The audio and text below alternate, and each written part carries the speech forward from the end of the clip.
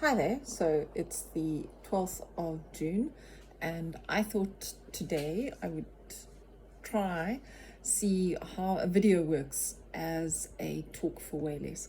So many of you have been talking to me about drinking water, and it's a challenge that I have too. So I've spent a bit of time on the internet, and I've been thinking about the various different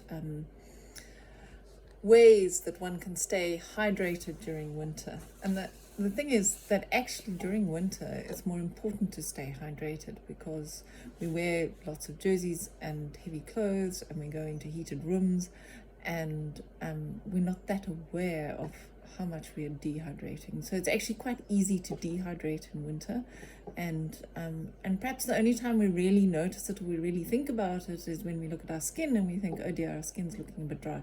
But actually, we need water and we need that hydration in winter as much as we need it in summer, and especially here where we tend to, our houses are not that geared for the cold weather, so we tend to sit in front of heaters, and probably the worst kind of heater is the kind of heater that I have in this Waylace room, the one with the fan that blows the hot air.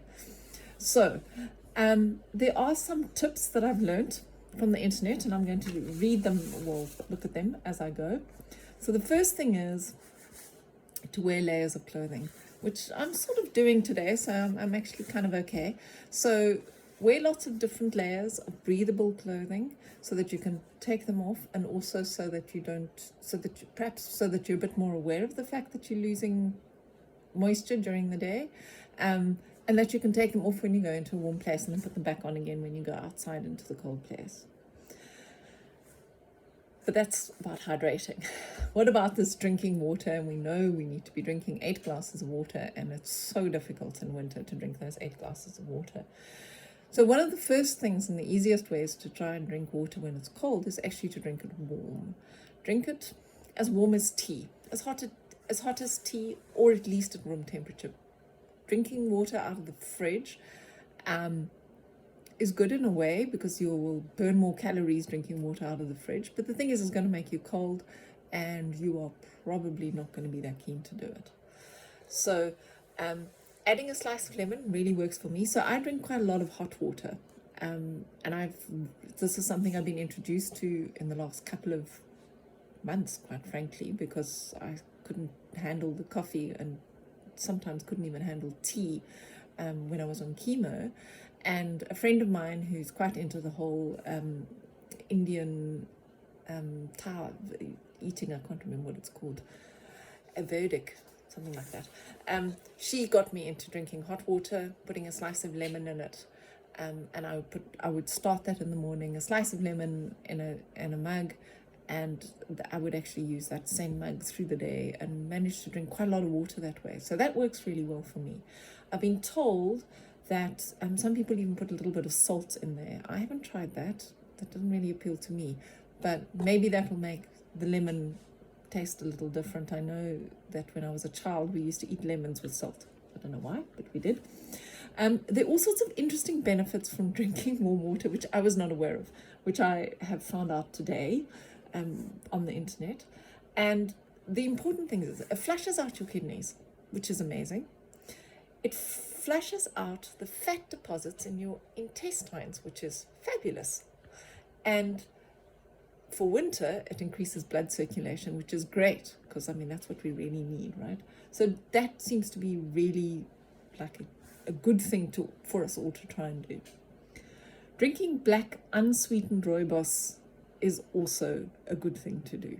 It also counts as water. So it's unsweetened, you can put a slice of lemon in it, of course. It gives you all the benefits of the warm drink and the antitoxins of rooibos. So that's a cool thing to do as well. So consider that as an option. Just remember, and you can do other herbal teas and infusions and things like that. You can have all of those as well. Just no sweeteners at all, not even sugar, not even sugar alternatives. No sweeteners, no milk. It must be just hot water and the infusion, then it can count as water. And that I was told by a dietitian once. It's not necessarily a Waylace way, but what is important is that we stay hydrated and we drink our liquids. So that's a good one. The other one that I think is important for hydration and is so easy in winter is drinking soup. And my plan today, in fact, is to make that free vegetable soup that we got the recipe of, I think, earlier this week or last week, I can't remember. I'm going to make a big batch of that and keep that in my fridge and freezer so that I can have that through the week. My plan is to add a little bit more water than is suggested, and I remember the first time I did way less, which was a long, long time ago. It was in like the 1990s. There was a free veg soup that I used to have, and I used to take it to work, and it worked so well for me. So whenever I felt like having a cup of coffee, I would have this free veg soup, and I mean, I used to go through about a liter of it a day. So that would be great if I can get back into that. It's I have to admit, this is a little easier for me perhaps than others at the moment, because I'm struggling to find alternatives to coffee. I cannot handle coffee yet, so I'm going to try that. Maybe you'd like to try it with me. The other thing, if you want something sweet to drink and you don't really feel like any of those other things, there are some quite sweet herbal tea. Some of those are quite sweet, just naturally sweet, like the hibiscuses and things like that, and the berry ones. But you can also, if you want to, you can make a drink with the Slimzy or the whatever, the sugar-free cordials, but only one glass counts. So if you're going to drink 5 of them, go ahead, but only one of those glasses counts.